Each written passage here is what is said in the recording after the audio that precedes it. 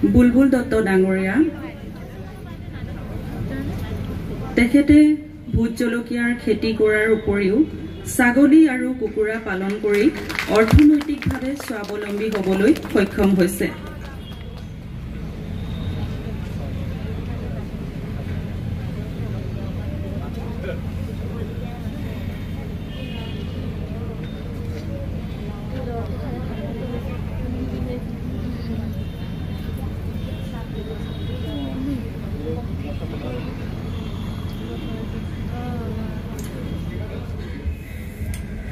সকলোকে নমস্কাৰ।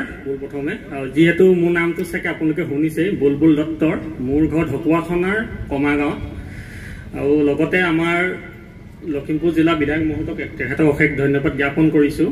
আজি এনেকুৱা এটা অনুষ্ঠানত তেওঁ সন্মুখত দুআষাৰ ক'বলৈ দিয়াৰ বাবে খেতিয়ক হিচাপে তেওঁক অশেষ ধন্যবাদ জ্ঞাপন কৰিছোঁ। আৰু লগতে মোৰ মৰমৰ কৃষক বন্ধুসকলকো মোৰ পিনৰ পৰা জ্ঞাপন কৰিছোঁ। ইমান কথা কোৱা অভ্যাস নাই, যিহেতু এনেকৈ সমাজৰ মাজত বা এনেকৈ ডাঙৰ মানুহৰ আগত বুলিয়ে কৈছোঁ। তেওঁ দুআষাৰ ক'বলৈ বিচাৰিছোঁ। মই খেতি আৰম্ভ কৰিছিলোঁ 2020 চনৰ লকডাউনৰ পৰা। যিহেতু লকডাউন অসমত যেতিয়া হৈছিলে, বহুত এটা নিবনুৱা অৱস্থা হৈছিলে আৰু তেতিয়াৰ পৰা মই খেতি আৰম্ভ কৰিছিলোঁ। আৰু তেতিয়াৰ পৰা মই এগ্ৰিকালচাৰ লগত জড়িত হৈছিলোঁ। আৰু তেতিয়াৰ পৰা এগ্ৰিকালচাৰ লগত মই জড়িত হৈ যিখিনি কৃষি ক্ষেত্ৰত আগবাঢ়ি গ'লোঁ, আজিলৈকে গৈ আছোঁ আৰু ভৱিষ্যতলৈও গৈ থাকিম বুলি আশা থাকিলে। বহুত বছৰ বাহিৰত থাকিলোঁ, আপোনাৰ কেৰেলাত থাকিলোঁ, হায়দৰাবাদত থাকিলোঁ, আপোনাৰ বেংগলোৰত থাকিলোঁ। কিন্তু বাহিৰত এজন ল'ৰাই অসমৰ পৰা গৈ যিটো কষ্ট কৰি আছে, তাৰ যদি আধা কষ্ট অসমত কৰে, তেওঁলোকে তাতকৈ ভাল পইচা ইনকম কৰিব পাৰিব। তেওঁলোকে এটা আহ্বান জনায়, তেওঁলোকে বাহিৰত থকাতকৈ যে অসমত আহে, অসমত যিবিলাক মাটি আমাৰ পৰি আছে তাত যদি খেতি কৰে, তেওঁলোকে বেছি পইচা ইনকম কৰিব পাৰিব। সেই বুলি ভাবিয়ে লকডাউনৰ পৰা খেতি আৰম্ভ কৰিছিলোঁ। আৰম্ভ কৰি আপেল বগৰী খেতি কৰিলোঁ, ষ্ট্ৰবেৰী খেতি কৰিলোঁ, বেঙেনা কৰিলোঁ, এগ্ৰিকালচাৰৰ পৰা প্ৰদান কৰা মচুৰ দালি খেতি কৰিলোঁ।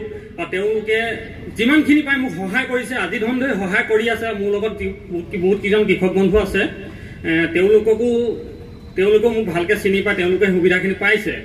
আৰু বহুতে সুধি থাকে যে আপোনালোকে এগ্ৰিকালচাৰৰ লগত জড়িত হৈ কি পাইছে বা কি নাই পোৱা।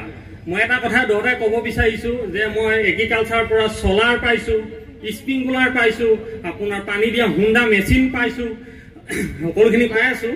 যিহেতু মই ইমান কথা অভ্যাস নাই মোৰ, সেইকাৰণে বেছি বহলকৈ নকওঁ, যিহেতু ইমান ৰাইজৰ আগত কোৱা ইমান অভ্যাস নাই। খালি লাষ্ট টাইম মই আমাৰ বিধায়ক মহোদয়ক এটা অনুৰোধ জনাইছোঁ, ভোট জলকীয়া এটা প্ৰচেছিং ইউনিট যদি আমাৰ লখিমপুৰ জিলাখনত সুবিধা কৰি দিয়ে, মই আপোনাক এতিয়া হাত জোৰে আপোনাক মই কৈছোঁ, যিহেতু খুবেই জৰুৰী। আমাৰ ভোট জলকীয়া আমি কেতিয়াবা 90 টকা কেজিত বিকিবলগীয়া হয় আমি নিজেই, কিন্তু সেই ভোট জলকীয়া গুৱাহাটীত তেতিয়া 500 টকা কেজি বিক্ৰী কৰি থাকে।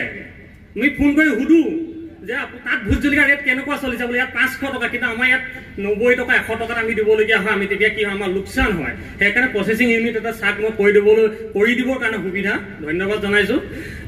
যি নহওক মই বেছি কথা এটা অভ্যাস নাই, যিহেতু মোৰ যিকেইটা ক'লোঁ আপোনাৰ দুটাই নধৰিব, ইমানতে মই মোৰ বক্তব্য সামৰণি মাৰিছোঁ।